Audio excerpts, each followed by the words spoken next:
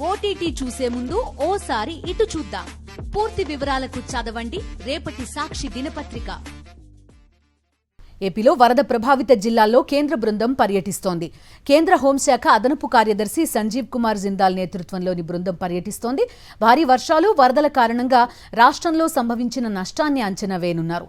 నేరుగా నష్టాన్ని పరిశీలించడంతో పాటు వరద బాధితులతో మాట్లాడి పరిస్థితి తెలుసుకోనున్నారు.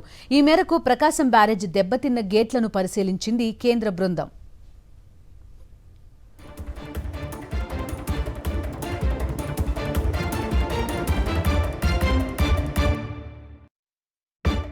ఏపీలో వరద ప్రభావిత జిల్లాల్లో కేంద్ర బృందం పర్యటిస్తోంది.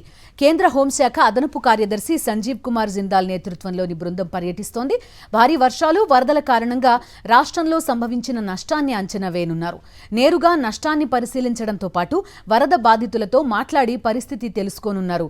ఈ మేరకు ప్రకాశం బ్యారేజ్ దెబ్బతిన్న గేట్లను పరిశీలించింది కేంద్ర బృందం.